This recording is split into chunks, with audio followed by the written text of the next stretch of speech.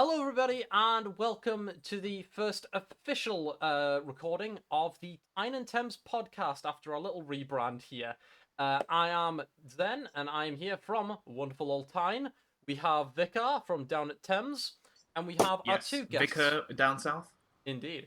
And we have our two wonderful guests here, introducing Jaime Baker and Anne-Marie Waters, both of the UKIP party. UKIP. Tautology. It's fun. Yes. It's like an ATM machine.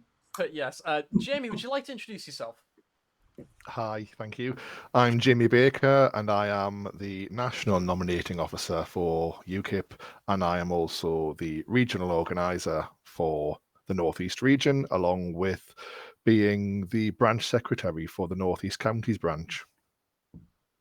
And Anne-Marie? I'm Anne-Marie Waters. I don't have as many roles as Jaime, I don't think. I don't know how you get all that done.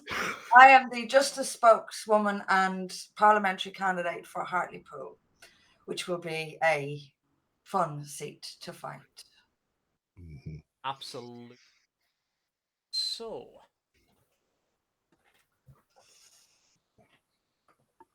let's just get started. You know, it's been a rough couple of years for the party, but for the country in general, hasn't it? Indeed, it has. Yeah, very much, very much. It can only get better though, and it will. We can only hope. Very optimistic.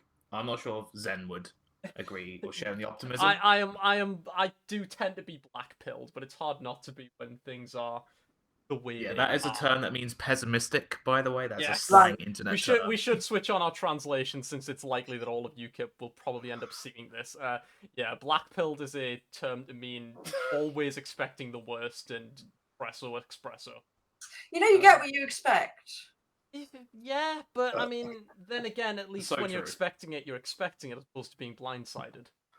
I could get into, as a meditator, I could get into that with you now. I really can. Oh, indeed, very much so. You've got to have optimism. You can choose to see the world a certain way, and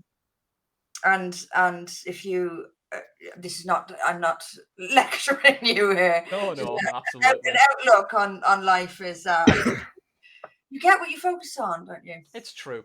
I should probably say, for disclosure's sake, I am personally a member of the UKIP party, so there is level. You know, me and Vicky are supposed to be here as the interviewers, but there is a level of bias. I've worked with Jaime and Anne-Marie in the past to differing amounts of degrees, but I am also infinitely, pardon me, very impartial. To be honest, I am. The new Chinese pneumonia, guys. Look out. Shut up.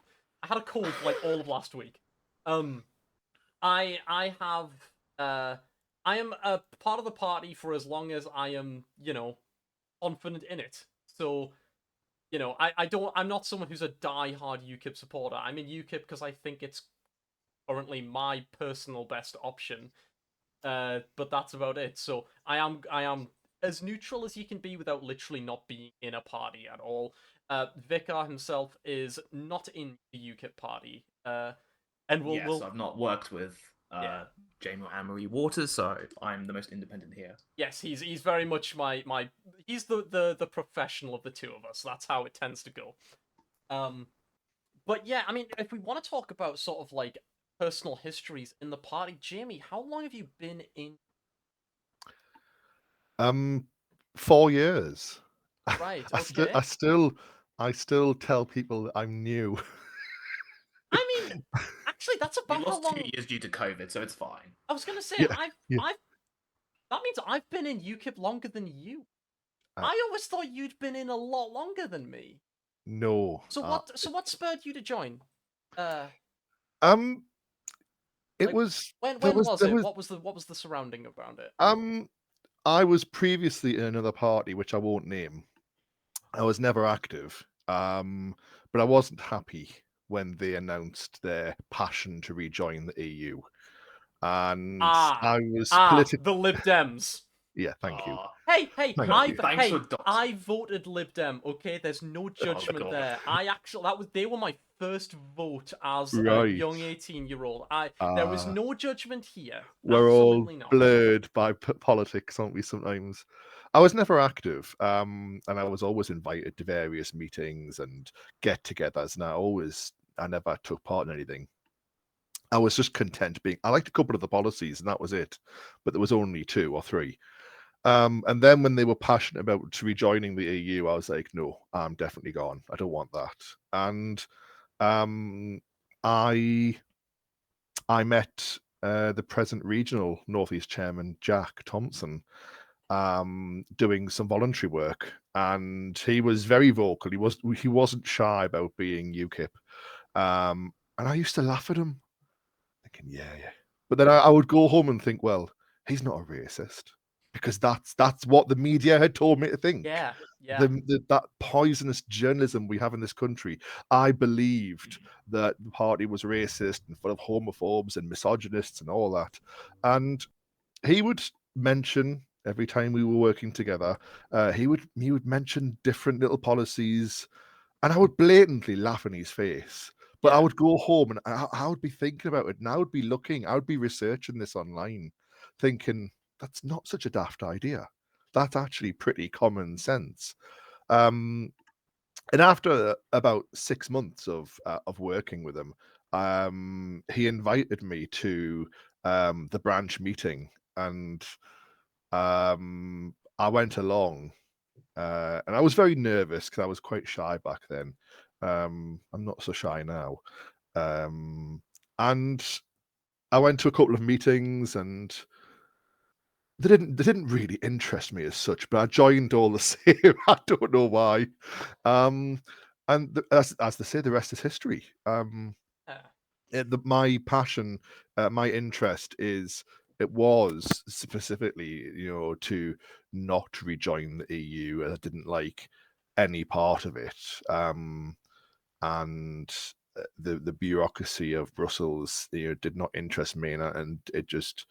I did not see any kind of resolution of staying in it, and UKIP is the only party that at the time, the original party of Brexit, of course, and it's a party that I'll probably stick with for a long time. And yeah, that's my story. I think I must have joined March 2019, I think, because I was just doing some quick searching on the site to try and refresh my memory. I joined right after the big sort of like the YouTubers coming into UKIP under Gerard Batten, and I joined in. I remember it was March, because that's when my membership is up every year. Sorry, so it must have been in March. It must have been March 2019, because they all joined in June 2018, or at least that was when Marcus Meegan joined. And I remember I went down to the Durham conference. And I'd never been in a political party before then, because I was a wee babby, pretty much. Again, only like 1 or 2 votes under my belt, and I went to that conference, and I got home, and I pretty much just signed up for membership right then and there. Wow. Anne-Marie, I know you have much more of a history with the party, so if you want to go ahead. Yeah, I think I'm just trying to think of what year it was when I first joined. I think it was 2014 or 2015. When I first joined, immediately got involved with everything. I was living in Essex at the time. I was living in the Basildon catchment, and UKIP were in charge of Basildon Council at that time. So we got a lot of busy stuff, lot to do. I stood as a parliamentary candidate for the first time, I think in 2015. Then again in 2017, I stood in London in Lewisham East. Came third, which was great, behind the big 2. Then I think it was 2017, it must have been. We must have had a lot of elections around that time, did we? That was the Theresa May general every election. year. Yeah, I was going to say, I think I remember there was a general election pretty Yeah. much back to back with an EU election, if I remember correctly. Well, it was Yeah. 2015 was Oh. the David Cameron general A election lot where of the them. Conservatives got a majority, then 2016 the EU referendum, 2017 the Theresa May general election where she'd lost the majority, And then 2019 the EU Parliament, and then general election later. Yeah, we had just a Right. run of That's a lot. like basically one a year for quite a long time, which has, and I'll admit that probably has played into why it feels like the last couple of years have felt weird to me, because that was when I got into politics, was the EU referendum. That was when I started becoming, aware. I was just a college boy, and then I started seeing all this going on around me and started realizing how it all was. So that was. So yeah, and then the last few years we've had like no elections in the country, and it has felt weirdly empty because of that. But I'm like, no, this is what it's normal. This is what it should be. Yeah. And no elections is fine by me. It is fine by me. Eyes glow. A bit of stability. Well, a bit of stability is good, isn't it? You don't. It's not Yeah, I guess it just depends on who's in charge with the no elections. But I stood again in 2017, also again in Lewisham, and I was deselected by the leader of the party, who was Paul Nuttall at the time. And I was furious about being deselected. So for those who don't have a long memory or just weren't aware of it at the time, because it was a bit of a cluster, this was in the period after Farage had left the party, and they were basically like swapping out leaders like they were shuffling a deck of cards. Didn't they have like 4 within a year? It was mental. I remember because again, this was before I joined, but I just remember hearing constantly just, oh, and there's a new member, and there's a new leader, and this leader's had his DMs leaked in and has now immediately been kicked out. It was quite mental from what I remember. It was just a series of them. Yeah. Anyway, I was almost one of them. I was furious about being deselected. And then, like you say, this was a post-Brexit referendum as well, and UKIP's vote completely collapsed at that time. Anyway, I ran for leader after being deselected because that was my way of getting my own back, and almost won it, but was beaten at the last minute by Henry Bolton, who is, of course, the one who went on to have his DMs leaked and had said something about Meghan Markle destroying the bloodlines of the royal family, and well, I don't think he didn't say that, but his girlfriend did. So that blew up in. Yes, I remember. I knew it was something with his girlfriend. Something happened with his girlfriend. That was what I remembered. She'd said some unpleasant things about Meghan Markle, and it came out, and that was that. Yeah. So yeah, I left after that, and I was away for 5-6 years, and now I'm back. That's it in a nutshell. Yes. Yeah, I'm just having a look at it. So it was Nigel Farage, and then in September of 2016, Diane James. I've never heard of her. She was leader for 5 minutes. Might Apparently be she an interim leader or something. No, she wasn't even an interim. She was a leader for a month and a half. Then it swapped to Paul Nuttall. Then he was party leader for a year. Then it went to Henry Bolton, and then another year later, it was just shuffling, like constantly changing over. Oh, right. So Nigel Farage was acting leader during the interim between Diane James and Paul Nuttall. So he was. And then he was.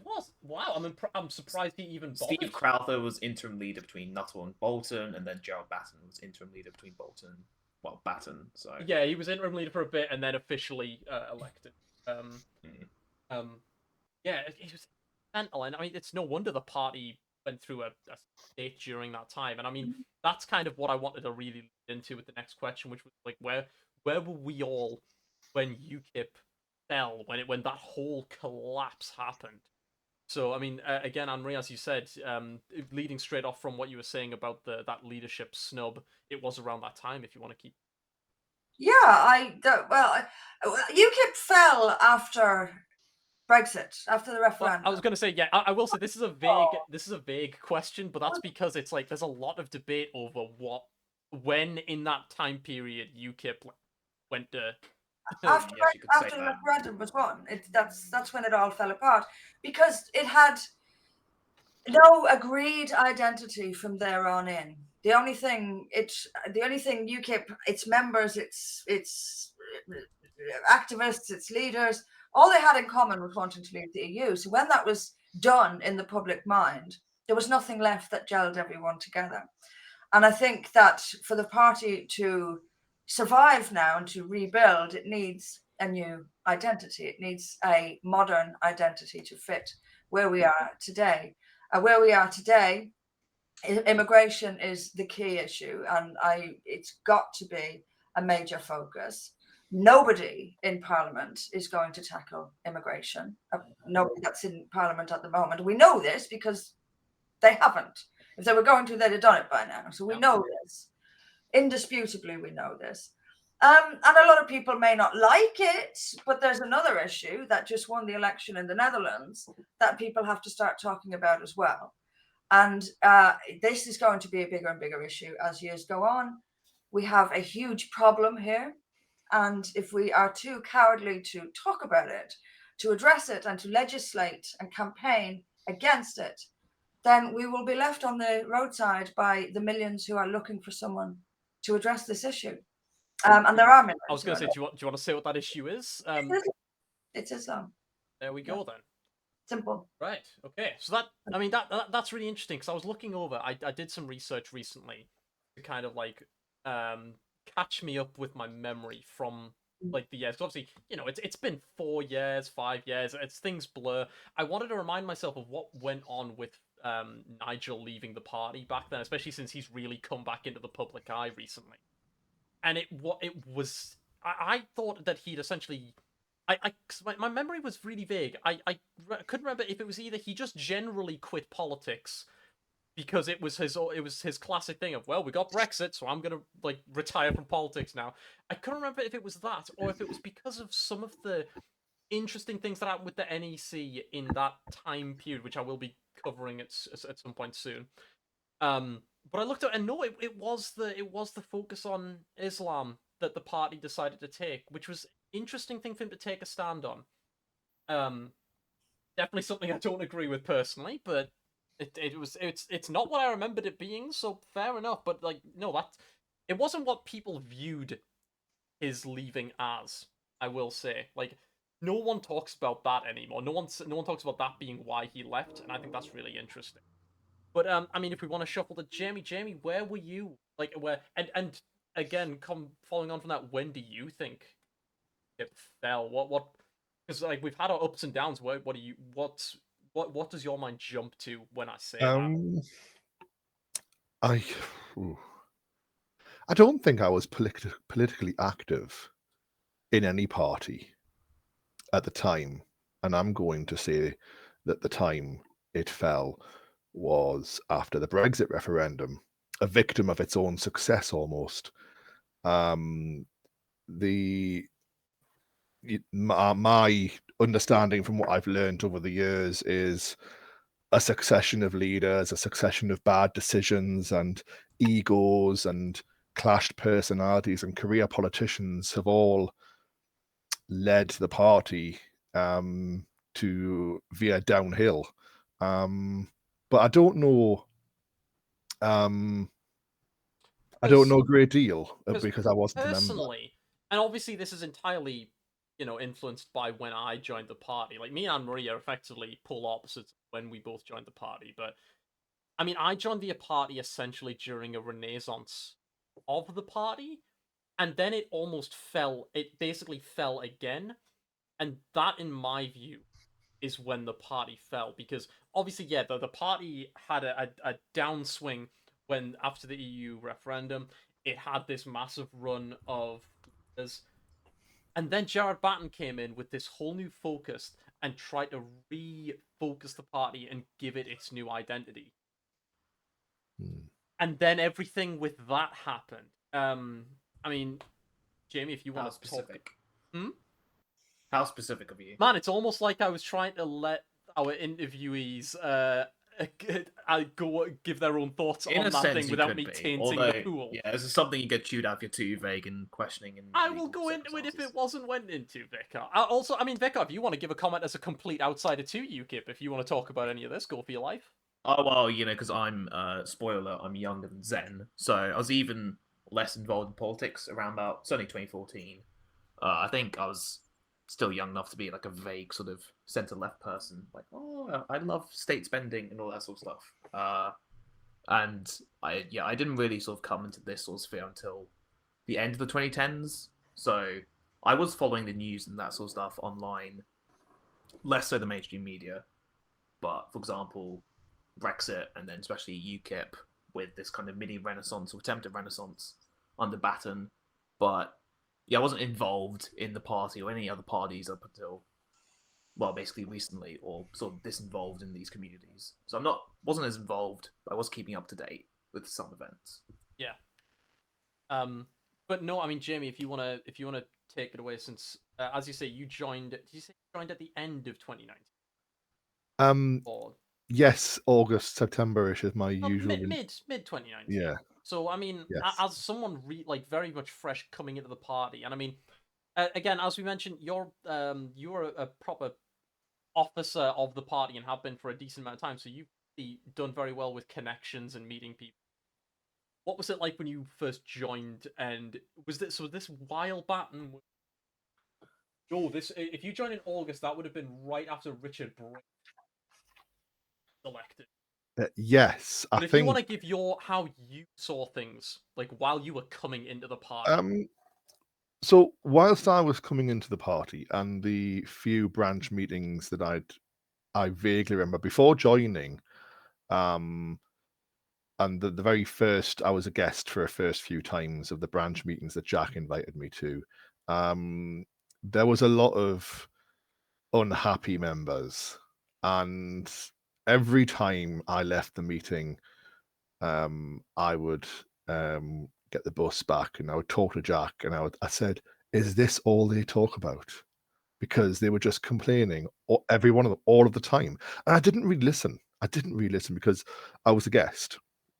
And I was asked for my input in one question, which I forget, and I gave some feeble answer and just said that I'm not a member. I don't really have a full understanding of to answer the question properly. But it was nice to be asked all the same. No, and I mean, one thing that me and Vic are both absolutely say is it's absolutely respectable to say I don't have information on it. I'm not going to just opine purely based on personal feeling. Yeah, There's nothing wrong Absolutely, with saying I don't know to a question. We totally. we I agree. actually respect that a lot. So Yes, that's fair enough. only more people did that. Well, yes, I think I would respect politicians more if they didn't know the answer to the question, then just say you don't know. Yeah. I don't have that information to hand. I haven't done it.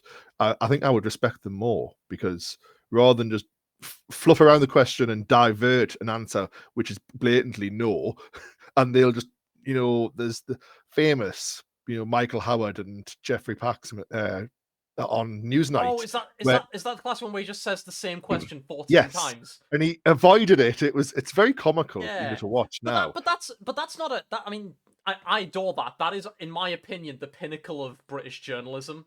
In my opinion, because that is what I wish journalists. In fact, we got that recently again with I always forget her name. Vicar, do you remember? I feel like I've probably told you. When the lady was interviewing, was it Braverman or Patel about the Rwanda plan?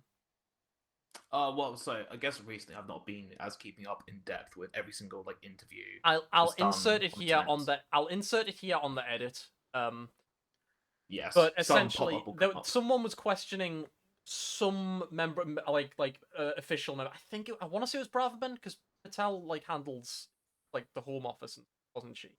Well, so was Bradman, but obviously Patel left around about mid 2022, and so the Rwanda thing was planned by her, but implemented quote unquote by Braverman. I feel like it was Braverman. I can't remember. I've not been as plugged in on Tory internal politics as I probably should be, but I just remember there was a specific interview where this one lady would just kept hammering her with the same question, but this is in the agreement. But this is in the agreement. Please address this. And it was like a second coming. I was honestly really refreshing to see in modern day. It's so rare, and I really enjoyed it. But no, I really wish we could get more interviews. But sorry, no, go on. No. Um. But you were saying you would go to these meetings, and they Yes. would constantly be. So, did you remember what they were always arguing about? Um. Internal politics. Unhappy with people at the top, and just that how the just unhappiness with the leadership at the time. And I do remember I took part in the Richard Brain election. That was my first ever leadership election. So I joined just before then. I managed to take part. And so even from then, there's although you're always going to meet some unhappy people unhappy with something. There's no pleasing everyone, unfortunately. Politics would be a lot easier if you could just please everyone, of Yeah. course. Those people sort of like left over time, which is a shame. Because there's either it's a clash of personalities, or I don't like him as leader, I don't like her as leader, or I just think really there really are far more important things to be dealing with. But one of the other frequent complaints at the time when I first joined was the unhappiness with the NEC, and that just went over my head as well. And I thought, oh, So, I mean, if you like, I can fill in some of the details as someone who was very much on the ground during all that. right, So, one thing that I have to really hammer in here is that modern day Zen's politics are not the same as 2019 Zen's politics. 2019 Zen was a pretty generic liberal, essentially. Which, and I mean, the good classical British liberal, not the American liberal kind, but Social liberal all liberalism, the in other same, words. caring about democracy, and oh boy, if we can all just vote and it'll all be great, and that's what we want from the EU. We want our votes to be heard, and, we voted Brexit, so one thing I need to hammer home is that I don't entirely hold all of these opinions now, but going back in time to that time, that was an important thing for us. And honestly, a lot of people in UKIP, it was we want our votes to be heard. We want to be able to, you know, basically, yeah, like what's the point of us being in the EU if that means that our votes mean nothing and all of that such thing. And then when we voted Brexit, it was well, we voted for it. The electorate chose this, get it done, essentially. Hmm. And then when Jared Batten was coming through, and he was acting leader. So technically unelected, but that's how it goes when you have an acting leader. And then he got elected, and went through, and he did like all of these like changes, and there was a lot of kerfuffle about it. And this was the problem is so many things happen at the same time. And again, this is going off my memory. I'd need to drop a timeline, perhaps one day. Maybe Vicar could help me. He's better at he. One thing is, I'm the informal. I'm technically older, but I'm the informal idiot of the two of us. He is the actually university studied like focused person who's better with technical stuff than me. So Well, he could I probably mean, help me I with a slag timeline. off most uni students as well, so this is definitely not a Hey. wow. Aren't we all so smart? But it is. No. It really. There's a reason why we went with the rebrand of Tyne and Thames, because I really am emblematic of Geordie from Newcastle, whereas he is indeed a proper Londoner, tips bowler Yeah, hat type. southerner in general. Yeah. I'm just picturing you as who's the guy from the end of Kingsman 2? I've not watched. There's just so a I shot can't- of like one guy just wearing a proper like pinstripe and bowler hat with like an umbrella right at the end of that movie. It's tremendous. Oh yeah. I think he's an American actor, but anyway, classic ADHD tangent aside. I remember at the time, both Jared Batten was coming in and he was trying to give the party its own identity, and at the same time, Nigel Farage had gone off and he had made the Brexit Party. So He did that right in the middle of the sort of campaign period for the 2019 European Parliament, or at least that's when Brexit Party back then launched immediately. So I think yeah, 8th of April or something around that then. well, Gerard Batten was removed as the leader in 2nd of June 2019 is what I'm reading here. So yeah, after the European Parliament election. Yeah. So Yeah. While he's doing all of this, and again, for anyone who's lived under a rock, or actually, in fairness, just is either young or UKIP was removed for them, I'll give a quick rundown. Essentially, Jared Barton was trying to focus like more onto the side of the British identity, and as Anne-Marie Waters mentioned earlier, and Islam is, and like, classic thing, Islam itself as a religion, as an institution, is a dangerous thing that we should be aware of. In the same way that, Christianity could have been like, and various religions tend to be if they're left unchecked. Hello, atheist. I'm an atheist. It happens. This the old liberal perspective. Yes, it's rearing its ugly head. Anyway, it's like all religions are bad. I yada swear. yada yada. That's what he has to say. Anyway, I'm trying not to get banned by YouTube. Oh, please! I've said a lot worse than that. Fair enough. Mind you, I am shadow banned to the point of almost. There you go. Many such cases. Many such cases. But anyway, like, cutting through the crap, essentially he was trying to focus on that as being more the identity of the party and trying to push back against the endless left-wing crap, essentially. And because there are people who would say he wasn't a very good public speaker. He didn't have like that like raw charisma. A lot of people were just following Farage off to the Brexit Party. As well as that, some people just disagreed with where he was going for a variety of reasons. People didn't appreciate that he had I think YouTube actually does genuinely ban me if I say his name. The bad man, Mr. Lennon. And I'm pretty sure YouTube genuinely will like do terrible things if I say his name. But he had him Heisenberg. on Heisenberg. Sorry, carry on. I'm pretty sure. Yeah, I think that you get in trouble for that. I can't remember if that's still the case, but he brought him on as a personal like assistant, essentially. So he didn't have a position in the party, like by the party's rules, but he was like a consultant to Batten himself, essentially, and that rubbed a lot of people up the wrong way.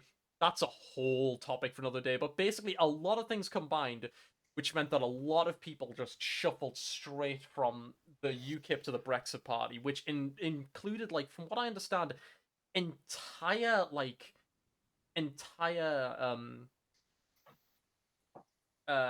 branches, councillors, councillors and entire branches just went, oh, we're all Brexit Party now, bye. And it was rough.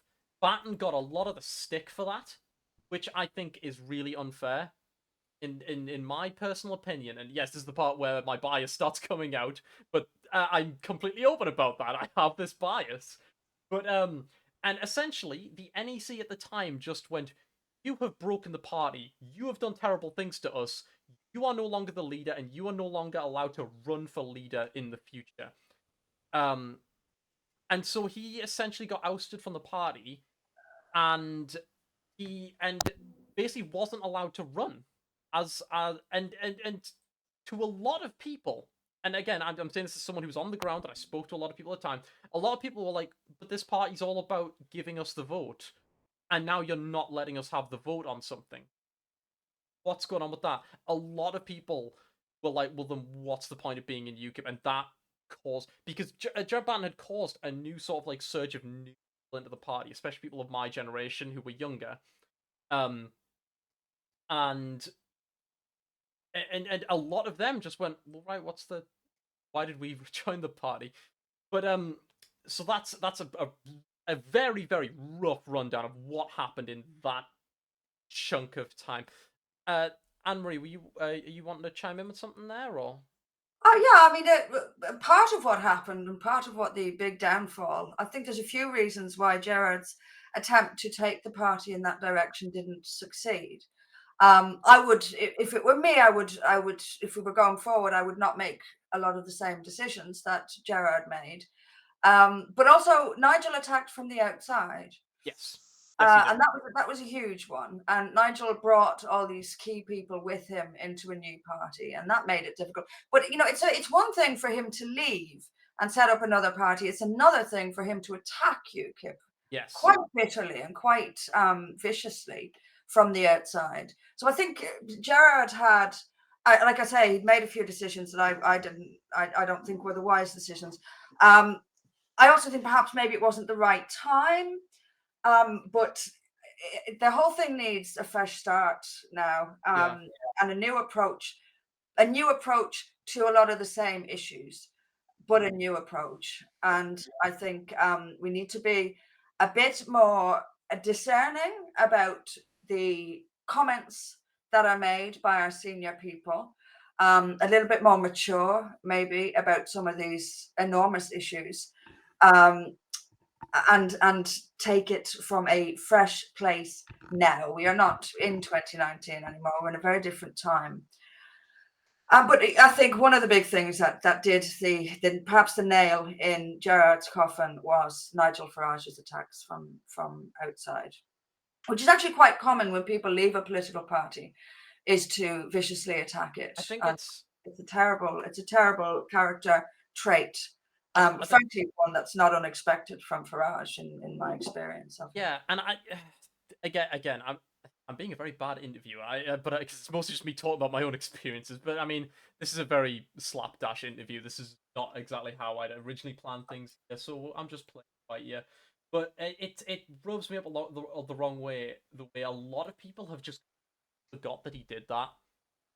A lot of people in like political commentators right now know who I'm talking about. Not you guys. My like average audience will know exactly who I'm talking about when I say that. Have essentially just written off the things he's done and are just hailing him as the coming hero once again. And I'm just like, how have you not like learned that after he did that? It's a little bit annoying to me. That's good things. That happens all the time. Yeah, people will themselves say, "I didn't do that." Yeah. And it'll be believed, I didn't say that, and people will just buy it and move on and forget it. That's how it works. I mean, it has advantages, I suppose. But Jaime, did you want to talk about anything from the sort of the Batten era or the sort of like the Brexit Party era? Do you offer any input on any of that, or? I don't. I've got nothing to add. Actually, I don't recall when I joined. Obviously, Nigel left. Yeah. And I think I never sort of. I knew who he was, of course. I knew that he's been in UKIP for a long time, but I had already established the opinion he was a bit sort of like fame hungry. And it's only after being involved in the party and speaking to long-standing members that you realize traits of just he's of people, anyone, not just former leader, of anyone that have left and are disgruntled and would never look back type thing, because there's he's a prime example of just wanting the attention on himself. And the current show he's on now just feeds into that. I do wanna touch on that when we come to the end. I'm gonna make that. That's something I actually want to talk about. But so that's, and then we sort of had the lockdown era, and it's a pain for me to talk about the lockdown era of UKIP, because I mean I have a lot of self-blame from that era personally. But I try not to blame myself too much. But for those who aren't aware, I became a branch leader in late 2019, early 2020. It was somewhere in that time period. I can't remember. Because literally, like the leader at the time, after all of this had happened, with Batten, with Brain's a whole other thing. I don't want to get into it because there's a lot of disagreement and argument, especially within the party and with current members of official position in the party who get very annoyed and angry. So all I'm going to say is, like, from the way that it appeared to party members, it seemed like basically what happened with Batten essentially happened with Brain again at the time there. And I'm not going to get into that. I need to really go into the full details, and there's a lot of accusations and claims from that period. There's a lot, but essentially, Brain was essentially set up as almost like Batten's like successor. He's the one that Batten sort of like gave his kind of like blessing to sort of like succeed him. And then he also had issues with the leader, with the sort of like the official members of the party. To give a rough rundown again, this is from memory because there was so much there, and I'd need it again. There was claims that he was effectively locked out of working parts of the party. I'm not claiming that was the case. I am saying that that is what we heard at the time. That is what we were told. That is the things that we heard at the time. That he essentially got locked out of sort of like the levers of power of what he needed to be the leader. And so he had to take some technically incorrect actions within the party, which basically gave ammunition for him to immediately be removed. And again, that was sort of like in late 2019. Yes, end of October 2019, right before Halloween, suspended from the party and resigned as the leader. And then, well, and as I say, and then sort of like there was the doldrums essentially because lockdown happened and nothing happened essentially because obviously, in fairness, what could we do? UKIP is we have a very older membership who struggle with tech at the best of times. There wasn't really the community for virtual meetings, and there wasn't much to do during those years. So there was a long period where nothing happened during the lockdowns.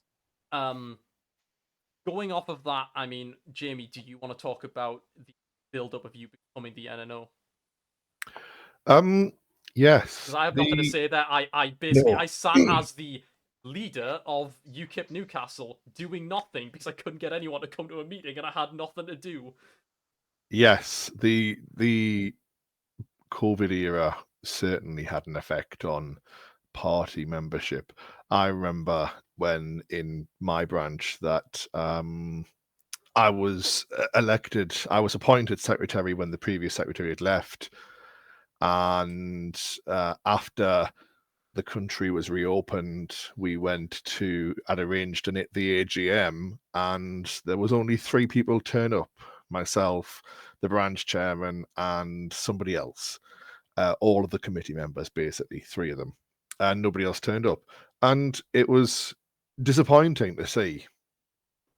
And then there was we went back to online meetings, and I think that's probably the only thing I'm grateful for COVID is the fact that my confidence is greatly improved because all of the meetings started to go online. We started doing conference calls on the phone only because a couple of members couldn't get online. But then I was, by the then regional chairman, was told to try and get them online, so I had to help them. Now, 5 years ago or so, I was quite nervous and very camera shy. I wouldn't be speaking like this now, even though I'm hiding behind the screen. I wouldn't have done it. It just simply would have been a no-go. And I now realize that I'm not so shy and I'm not so nervous. Yeah. When we went back in person, it was just great. Those nerves had disappeared, and all the Zoom calls for the regional officers meetings with the leadership team at head office. I don't notice any nerves there. Occasionally I might get nervous, but it's nowhere near as bad as what it used to be. And I'm quite pleased about that. For an example, if you think of Pat Mountain, party director, when she was interim leader at some point, I forget when she was interim leader This was between. after Richard Brain, Yes. right up until April 2020. Right, yes. Yeah, so during the She general election as well.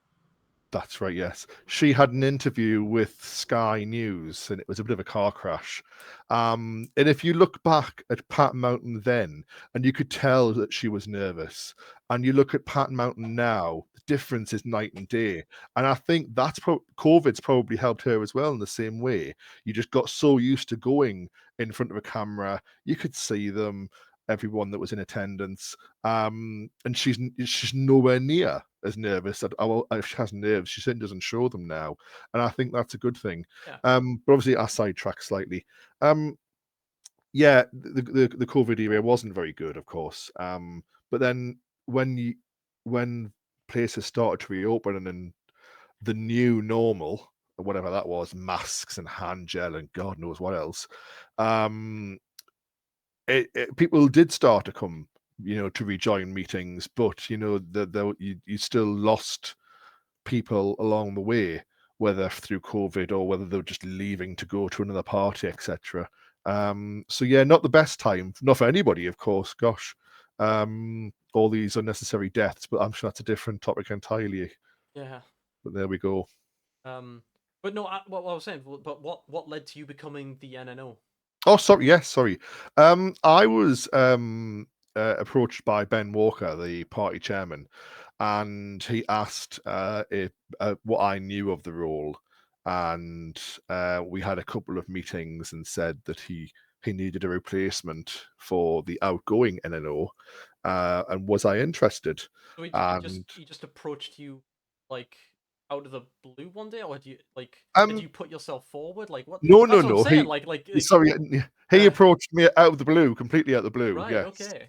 I had met Ben in London, helping Peter Gammons in the London mayor elections, and I took myself down to assist Peter and his team at the table for the day, handing out leaflets. That was an experience as well. It's really It was stressful. rough. People can't understand how terrifying it is to be out representing a party, especially a party that has been so widely insulted and Yes. branded with false accusations. It's terrifying. It is. I mean, and I was a bit naive. I went. That might be the best way to do it, to be honest. Yes, I didn't. I went down and I was handing out leaflets in this market, and I'm not really a one for keeping my mouth shut. So I am at times and I'm not. And then I was called racist. I'm like, you know nothing about me. Don't call me racist. If you're calling the party racist, then say the party. But you just said I'm racist. You don't know me. Any such cases? Yeah, and it was just, and I started answering back, which is something I never used to do. I quite enjoy now, actually. Oh yeah. Oh yeah. So yeah, so I met Ben, I met Neil for the first time then as well, and Pat Mountain, and lots of other party members who would come along to support Peter that day, which I think was in Romford, because Boris Johnson popped in that day as well to support the Conservative candidate. Yes, Oh right. and managed Okay. to stay top of his head, and a few press microphones jotting by. So yeah, so after that, it was I think I might have emailed head office with a suggestion for the party, and um, Ben had just rang me and, like I said, to discuss, what did you know and would I be interested? He'd already sensed he told me that I could tell you'd prefer a back office role rather than something public facing, and that's quite true. At the time, I would have that would have been a lot easier. Now, perhaps I'm a bit more not so shy, but yeah, back then I was certainly appreciative that he understood that I was quite shy, really. And I accepted, and then I had a couple of meetings with the then NNO, explained the role, what the ins and outs were. There isn't a great deal to do, really. And I've managed to put my own mark on things whilst I've been in the role, which is now two years. And I've tried to make the documents that the candidates see a lot easier to understand and a bit more explanatory. So NNO, if you want to quickly like roughly explain? Is it mostly just paperwork organizing?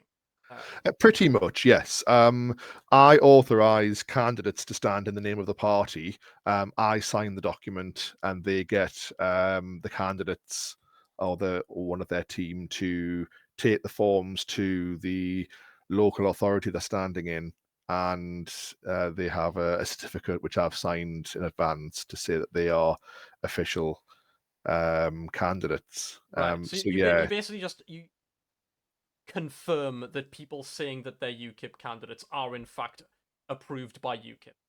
yes, pretty much, yes, because the candidates have to be vetted beforehand Yeah. anyway. So yes, so yeah, Okay. that is all it is really. Yes. There we go. Right. Mhm. Right. This. If we want to take a quick like 10-minute recess, and then we can go into what Anne-Marie Waters was doing in that time and what was going on right now. So we'll see you guys very soon. Thank you.